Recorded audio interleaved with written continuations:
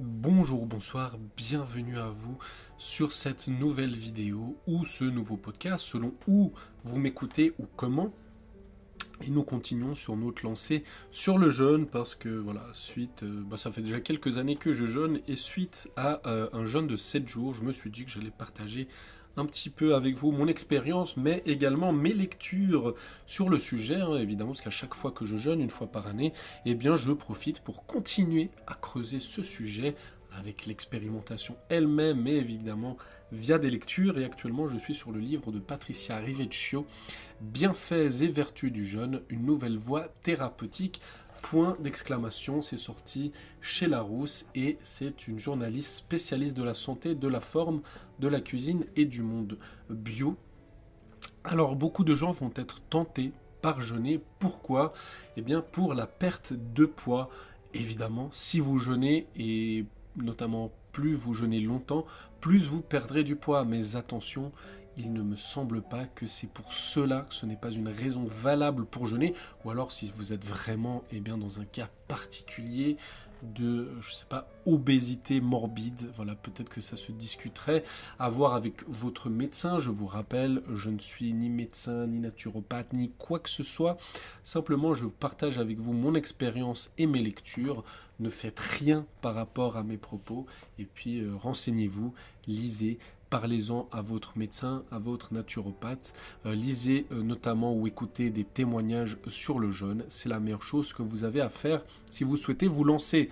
Alors, c'est parti pour donc la partie jeûne et perte de poids. Alors, je vous rappelle, hein, on pourrait parler de plein d'autres choses, notamment de jeûne et la longévité, jeûne et la psychiatrie, jeûne et le mieux-être. Il y a plein de raisons de jeûner pour des douleurs articulaires, etc. etc. Le livre compile pas mal de choses à ce sujet, donc évidemment je vous recommande sa lecture qui est très très très très accessible. Donc jeûne et perte de poids. Lors du jeûne, vous forcez votre corps à puiser dans ses réserves d'énergie pour obtenir le ravitaillement dont il a besoin afin de continuer à fonctionner. Vous allez maigrir. La grande question est, combien de temps pourrez-vous garder ce poids perdu? En outre, lorsque vous démarrez le jeûne, votre corps se met en mode de conservation, ce qui le conduit à brûler des calories plus lentement. L'obésité, un fléau mondial. Près du tiers de l'humanité souffre d'obésité ou de surpoids, soit environ 2,1 milliards d'humains en 2013, alors qu'en 1980 il n'est encore que 857 millions. En Europe de l'Ouest, selon une étude publiée dans la revue scientifique britannique The Lancet, le taux d'obésité est en 2013 de 20,5% pour les hommes et 21% pour les femmes. En France, les chiffres sont de 19,3 et 19,7%. Le jeûne thérapeutique n'est pas un régime, mais il permet de mincir si l'on a quelques kilos à perdre. Les personnes obèses peuvent aussi bénéficier du jeûne, elles perdent souvent plusieurs kilos en quelques semaines, mais il faut impérativement un contrôle médical du début du jeûne jusqu'à la réalimentation avec, au préalable, un bilan de santé. Dans tous les cas, l'étape de la réalimentation est particulièrement sensible sur le plan cardiaque, un afflux sanguin trop brutal pouvant être fatal au cœur après une période d'abstinence.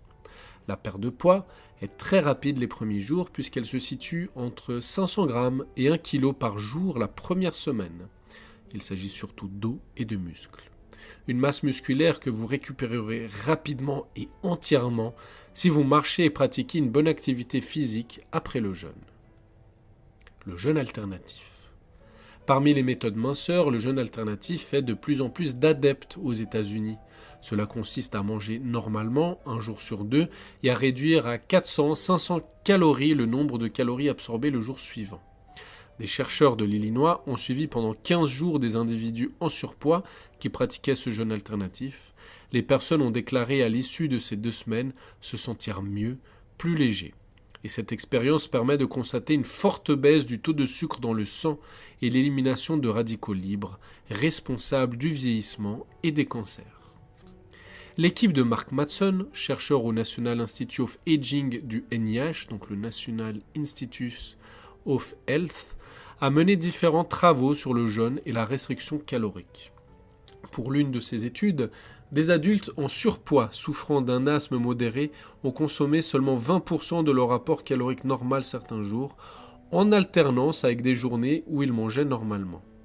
Les participants ont ainsi perdu 8% de leur poids initial en 8 semaines. De plus, les marqueurs de stress oxydatif et d'inflammation avaient diminué et les symptômes liés à l'asthme s'étaient améliorés. Le jeûne pourrait donc réduire le stress oxydatif subi par l'organisme et donc limiter le vieillissement. Alors évidemment, oui, quand vous jeûnez, vous allez maigrir, mais, il a repris 2 kilos par la suite. Une recherche spectaculaire sur l'obésité rapporte l'expérience d'un jeune homme de 27 ans ayant entrepris un jeûne de 382 jours au cours duquel il perdit, écoutez bien, 276 livres, soit plus de 125 kilos, et ce sans complications. Mais d'une façon générale, le jeûne, s'il fait perdre des kilos, n'est pas un moyen efficace d'amincissement, une reprise de poids ayant été le plus souvent constatée. Et bah oui, parce que quand vous remangez, le jeûne il se dit oula, au cas où je reçus bien un jeûne, je vais stocker. Et on le comprend bien évidemment bien. Peut-on maintenir une perte de poids ? Les études sur l'application du jeûne dans le traitement de l'obésité démontrent clairement que le jeûne ne suffit pas à maintenir la perte de poids à long terme. Il faut aussi modifier son style de vie, adopter de saines habitudes alimentaires et faire de l'exercice physique, ce que confirme le service de diététique de l'hôpital de la Pitié-Salpêtrière. Jeûner, je cite, ne permet pas de maigrir, l'organisme a besoin d'énergie pour fonctionner. Et puis, attention au phénomène de rebond qu'il pourrait causer. Quand on prive son organisme, il stocke. C'est ce que je vous disais avant. Une étude très bien documentée menée auprès de 121 personnes obèses ayant jeûné pendant 2 mois rend compte qu'après 2 à 3 ans, 50% avaient repris leur poids initial et 90% après 7 ans. Donc il semblerait quand même que sur le moyen et le long terme, non, on ne jeûne pas pour maigrir, et ce n'est de toute façon pas le but. Pendant la période de réalimentation, la sensation de faim intense conduit souvent à une reprise de poids, surtout sous forme de graisse. Toutefois, en pratiquant suffisamment d'activité physique, la perte azotée fait place à une réincorporation des protéines dès l'arrêt du jeûne. Les réserves protéiques sont restaurées entièrement. La pratique d'un jeûne alternatif peut endiguer la reprise des kilos et maintenir son poids idéal. Et pour finir ce partage, je vais vous lire un encadré qui suit le texte que je viens de vous lire sur la perte de poids et le jeûne. L'encadré s'appelle « Le temps de la minceur ». Selon une étude californienne publiée dans la revue Cell Métabolisme, pour garder la ligne, il faudrait faire ces 3 repas de la journée sur une période limitée de 8 à 12 heures, qui devrait être la même chaque jour. Par exemple, si vous prenez votre petit déjeuner à 8 heures du matin, le dernier repas doit être pris entre 16 et 20 heures. Dernier délai. Une étude a été menée sur 2 groupes de souris, l'un soumis à un régime alimentaire gras pendant 8 heures par jour, l'autre mangeant la même chose en quantité identique, mais à n'importe quel moment de la journée. Résultat.